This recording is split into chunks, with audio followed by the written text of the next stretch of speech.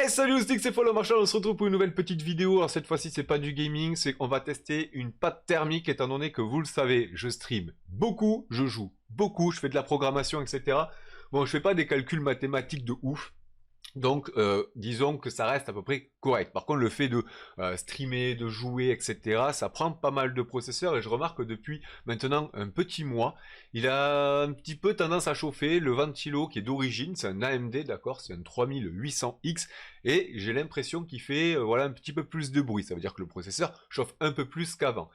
Disons qu'au départ, on avait un processeur aux alentours des 57 degrés en pause, comme là, voilà, enfin, là je suis en train d'enregistrer une vidéo, mais si j'étais comme ça sur mon PC tranquille, il était entre 55, 57 degrés, voilà, de moyenne en veille, disons, voilà, tranquille. Maintenant, il est plutôt aux alentours des 60, 65 degrés, ça me gêne un peu, ça fait plus de bruit, et surtout, c'est le moment de changer la pâte thermique parce que le PC, ça fait 1 an et demi que je l'ai, et moi, je suis plutôt le genre de mec à la changer tous les ans. Donc là, je me suis fait un petit peu plaisir quand même. J'ai acheté la Thermal Grizzly. Je vais vous montrer un petit peu le package. Bon, vous le voyez à l'envers, mais c'est la Cryonaut.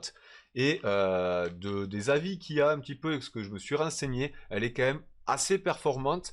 Et on va voir ensemble, grâce à Cinebench, la température du processeur avant d'avoir installé cette nouvelle pâte thermique et après. Donc Cinebench, on le sait, c'est plutôt pour faire, voilà, pour essayer de comparer en termes de calcul si l'ordinateur il est puissant, pas puissant. Moi je m'en fous, littéralement, parce que je ne fais aucun calcul mathématique et il n'est pas fait ni pour l'IA ni rien. Et de toute façon, un ordinateur c'est pas fait pour l'IA. Et c'est ça, moi je fais que jouer, streamer avec. Je fais voilà aucun calcul, rien. Donc du coup, je vois pas l'intérêt de faire la bataille de celui qui a le plus gros.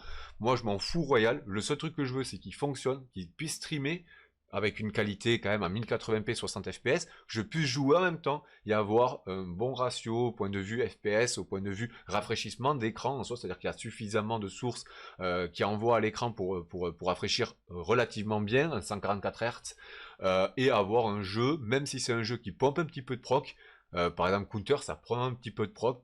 Voilà, évidemment la carte graphique est là, mais il y a du calcul derrière.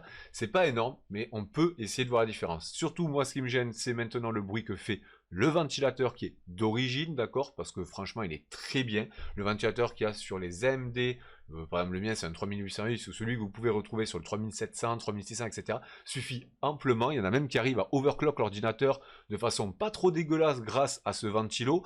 Donc sincèrement, moi, je l'ai pas overclock mon PC, je peux. Hein, y a quand même, j'ai l'utilitaire pour pouvoir le faire de point de vue logiciel. Je ne vais pas toucher la carte mère, etc. J'ai autre chose à faire que de passer mon temps à faire de l'overclocking et avoir mon PC qui crache tout le temps, parce qu'on va pas se mentir, quand c'est mal fait, ça crache. Je suis pas un professionnel de l'overclocking, donc je le fais pas. Par contre, ce qui est certain, c'est que je veux tester cette pâte thermique et je veux voir si c'est plutôt efficace, surtout d'un point de vue sonore, parce que moi, c'est ce qui m'importe, c'est ça, hein, c'est qu'il faut pas que le ventilo il tourne à fond parce que ça va m'énerver. Et là, c'est un petit peu le cas, à savoir que au départ, quand j'ai eu l'ordinateur, c'était à peu près 55 degrés de moyenne, et maintenant, il est plutôt aux alentours de 60. Donc, on va voir ensemble. Je vais passer du coup la vue sur la vue de mon écran, et on va tester ensemble sur Cinebench à la fois son calcul, pourquoi pas, ça peut vous faire plaisir. Par contre, on va surtout regarder la température. Allez, c'est parti. Donc là, on va ouvrir déjà Cinebench. On va ouvrir Spicy. Moi, c'est bon, c'est les logiciels. Alors, je sais pas si ça se dit Spicy ou pas, mais bref, c'est les logiciels que j'utilise actuellement pour faire ce test-là. On va le laisser un petit peu charger. Vous voyez, là, il est juste en train de compiler une vidéo, en fait. Il est juste en train d'enregistrer quelque chose en 1080p et la caméra en 2400. Donc, c'est pas énorme et il est déjà à 64 degrés. Il fout pas trop de bordel, ça va. Par contre, dès que je commence à streamer, enregistrer en même temps et jouer, c'est ignoble. Le processeur se met à chauffer. La carte graphique, ça va encore. Bon, là, on n'a pas la température de la carte graphique, mais on va essayer de regarder ça immédiatement, puisque j'ai aussi le logiciel qui me permet d'avoir la température de la carte graphique. Donc voilà, donc là j'ai retrouvé les performances de la carte graphique, on le voit, elle a 52 degrés, 53 degrés en jonction, j'ai mis une petite superposition en bas manière, mais ça me sert strictement à rien, mais voilà, je l'ai mis de façon à avoir toujours un petit visuel, puisque là je peux fermer ce logiciel et toujours avoir, voilà, tout à fait là-bas, les températures, donc c'est peut-être un petit peu petit pour vous, donc là ben, on est toujours à 53, 54 degrés en température actuelle de la carte graphique, et on verra en fait que Cinebench fait travailler uniquement le processeur. Donc là, sur le processeur, on a une température moyenne de 63 degrés. On voit la température ici en direct et je vais aller faire chauffer le proc. Donc run sur Cinebench, c'est parti. Et là, ça va foutre un bordel, c'est quasiment sûr. On le voit, tout se met à 100%. Ah, on est à 4 GHz, 4,1 en gros. C'est à peu près ce que produit aujourd'hui un 3800X quand il se booste un petit peu. La température elle monte quand même à 82 degrés actuellement. C'est pas si énorme que ça pour un proc, hein.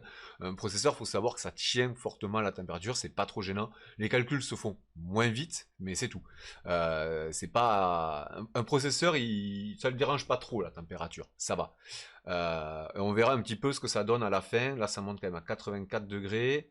On est à peu près à la moitié de l'image là, parce que c'est un logiciel qui permet voilà, de structurer, de faire des calculs pour une image. Et c'est ça qui fait chauffer tout simplement le proc, parce qu'il effectue des calculs tout le temps. Donc là actuellement le ventilateur est à 3000 tours par minute, c'est son maximum, et on est déjà à 86 degrés, ça fait quelques secondes en gros qu'on l'a lancé. C'est pas mal, 87 degrés, il peut monter jusqu'à 95 degrés, ensuite il va se mettre en défaut ou il va se downgrade. Même déjà à partir de 92-93, je pense qu'il va downgrade. Mais après, là, il downgrade déjà un petit peu. Bon, là, c'est la fin du calcul.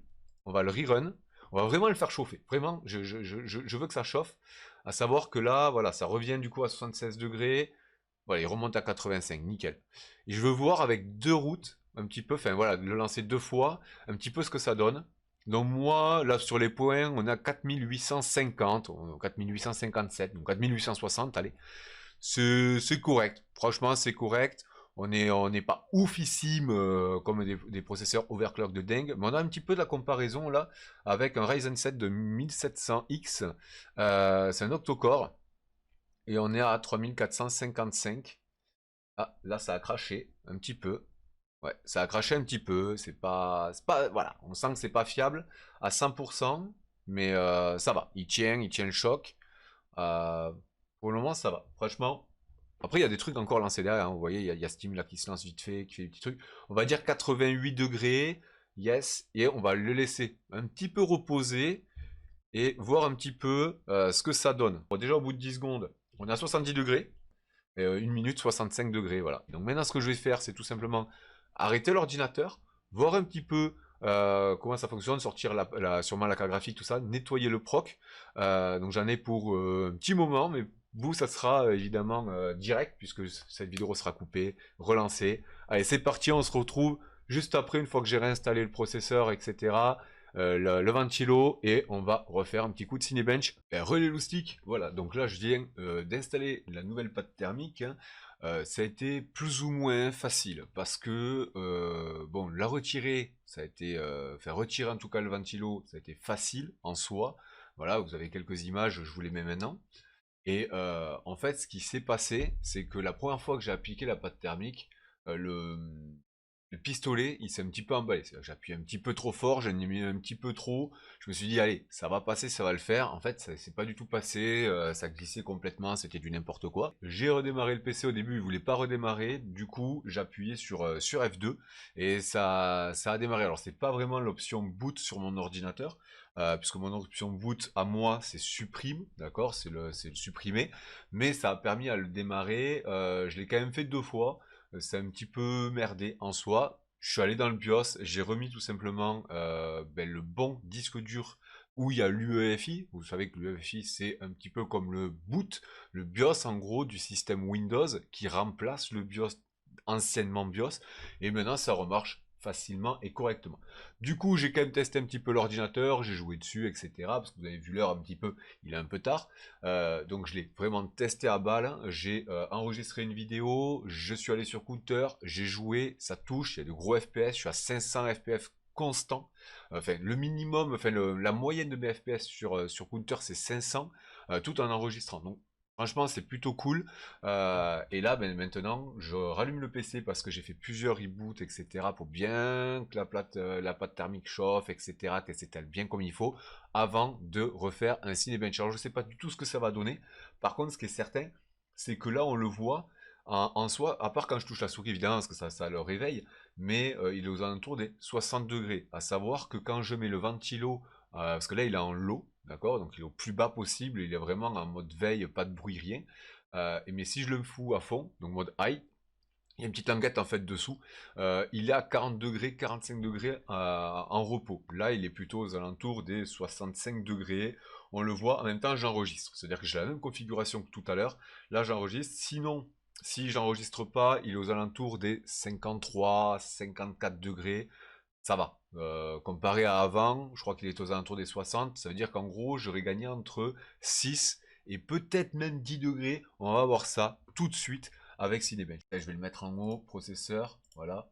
73 degrés. Et on va faire comme tout à l'heure, du coup, on va aller calculer le temps que ça met sur 10 secondes et 1 minute à se refroidir. Voilà, donc là, je le relance. Et on voit quand même la différence, non pas trop, 84, 84, non, non, ça va. Je crois que c'était 88 degrés tout à l'heure, au bout de... quand on est arrivé à la fin. Donc peut-être qu'il chauffe un peu moins. C'est-à-dire 3 degrés de moins, c'est pas énorme. On peut dire que c'est pas énorme, 3 degrés de moins. Mais surtout, ce qu'on va voir, c'est le gap en termes de refroidissement d'un seul coup. Comment il fonctionne, quoi. Voilà. On va voir ça. Dès que ça se coupe. Ouais, 86 degrés. Je pense qu'il va finir à peu près comme tout à l'heure à 88 peut-être. Là, on a 2 degrés de moins. Ouais, 2 degrés de moins, c'est pas ouf. Donc là, c'est reparti, il a fini. On va voir à combien il est en 10 secondes. Si vraiment le gap de refroidissement, il est beaucoup plus performant ou pas. 9, 10, il est à 69 degrés. 10 secondes, il est à 69 degrés. On va voir au bout d'une minute à combien il est. Je le touche pas, j'essaye de le laisser voilà, refroidir tranquillement, en mode lent, comme tout à l'heure. On est vraiment dans les mêmes caractéristiques, c'est-à-dire que la pâte thermique en soi, ben, si c'est les mêmes scores, ça veut dire que celle d'origine, en tout cas ce que fournit AMD, est performante. Parce que la Grizzly, elle est performante, ça c'est clair et net. Donc, pour moi, je pense que ça le fait. Là, on le voit, 59 degrés. On voit quand même une petite différence entre le logiciel, du coup, AMD, le Ryzen Master et SPC. Là, il y a bien 5 degrés de différence en soi. Mais on va se baser sur Spicy. Voilà, donc 1 minute 14, il a 64 degrés. Bon, voilà. On est à peu près sur la même chose que tout à l'heure, je pense. Petite conclusion, concrètement, ça n'a quasiment rien changé au point de vue température. Ça veut dire que aujourd'hui, il y a deux solutions, soit la pâte thermique en fait qui est fournie avec AMD d'origine, qui avait quand même 1 an et demi sur mon PC, est très performante, soit la Grizzly Cryonaut ne l'est pas tant que ça. Ça c'est une des choses. La deuxième, c'est peut-être parce que je l'ai mal installé. Attention, voilà. Et je suis pas parfait, je suis pas un grand professionnel non plus d'installation des pâtes thermiques. J'ai mis une petite boule qui fait à peu près voilà, la taille d'un ongle, de cet ongle-là, par exemple. Je vais éviter de faire le fuck, mais voilà, de cet ongle-là. Et il y en avait.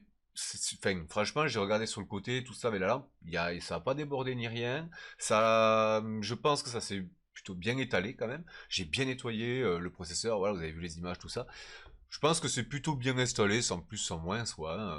Voilà, c'est pas non plus, on n'est pas sûr de la liquide ou quoi que ce soit. Mais bon, franchement, je suis assez surpris aujourd'hui, en ayant effectué ces tests, de voir ces résultats-là. C'est-à-dire que je pensais vraiment pouvoir gagner en température en changeant ma pâte thermique qui avait 1 an et demi. Euh, Concrètement, non. Par contre, là où je gagne un tout petit peu, c'est sur l'effet de chauffe. J'ai remarqué voilà, quelques degrés de gain, c'est-à-dire qu'on monte pas trop trop haut. Mais bon, franchement, rien de significatif. Je pensais vraiment gagner 6-10 degrés et en fait, pas tant que ça. Voilà. Peut-être j'en gagne un ou deux, pas plus. Donc franchement, je suis très surpris et je suis très agréablement surpris même de la pâte thermique d'AMD d'origine. Bon, il y a eu de la MX4 qui a été rajoutée, mais je suis très surpris, ça a bien fonctionné. Ben franchement, voilà, un petit retour d'expérience. Si tout de même il y a un petit truc, les gars, c'est que le radiateur avec le ventilo sont, je pense, plus performants parce que je les entends moins. Alors évidemment, j'ai sorti le ventilo des radiateurs, enfin du radiateur avec les pipes, j'ai tout nettoyé, j'ai aspiré, tout ça, attention à l'aspirateur, hein, mettez la petite brosse devant pour parier. Mais du coup, ouais, il y a moins de bruit. Là, je suis en train, on le voit, de préparer la vidéo. Je suis en train de faire le final. Il y a quand même beaucoup de coupures. Il y a quelques effets rajoutés, etc. Et ben là, il est à 63 degrés. Il tient correctement. Et je n'entends pas tant de bruit que ça, même pendant que je suis en train d'enregistrer. Donc finalement, je pense que j'ai gagné un petit peu sur les deux tableaux. 1, 2, peut-être 3 degrés sur la température moyenne, mais j'ai sûrement gagné par les tours à minute quand je travaille. Il fait moins de bruit et c'est beaucoup plus agréable. Voilà, sur Cellulostick. N'oubliez pas le subscribe, le pouce bleu, les commentaires, etc. etc. Bonne soirée. Ciao, ciao.